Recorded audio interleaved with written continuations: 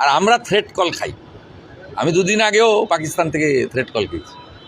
দিন আগে পাকিস্তানের এক বান্ডিল পতাকা উনি ব্যাগ থেকে বার করছিলেন, সেই জিনিসটা একটু আপনাদের সকলকে মনে করিয়ে দেওয়া দরকার। এবং এই জিনিসটা আমি আপনাদেরকে একটু প্রশ্ন করতে চাই, শুভেন্দু অধিকারীকে প্রশ্ন করতে চাই আপনাদের চ্যানেলের মাধ্যমে, যে যারা ওই পতাকাটা ওনাকে বিলি করে দিয়ে গেছিল তারাই কি ওনাকে ফোন করে থ্রেটটা দিচ্ছিলেন যে পতাকার টাকাটা এখনও আপনারা ডিপোজিট করেননি?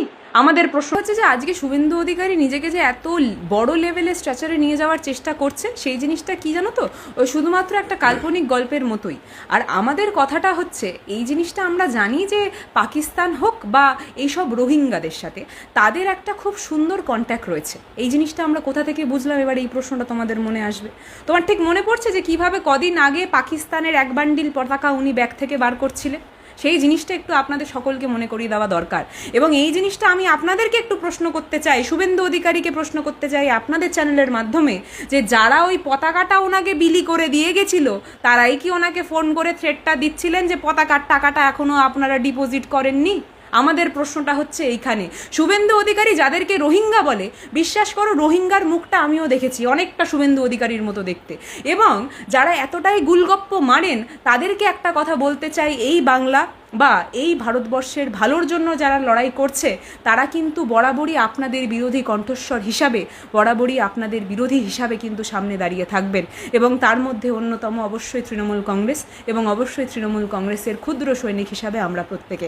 তাই বারবার তাদেরকে একটা স্পষ্ট কথা বলতে চাই যে যারা এই কথা বলছে, দিল্লির ঘটনার কথা বলছে, তারা কেন এই কথা তুলছে না যে পুলওয়ামা হোক, পাঠানকোট হোক, পেহেলগাঁও হোক, সেই প্রত্যেকটা হামলা যখন হলো সেখানে যারা এই কথাটা বলেছিলেন যে আমরা চৌকিদার হিসাবে নাকি গেটের সামনে দাঁড়িয়ে আছি, সেই চৌকিদার কি ঘুমাচ্ছিল? এই প্রশ্ন কেন করা হচ্ছে না?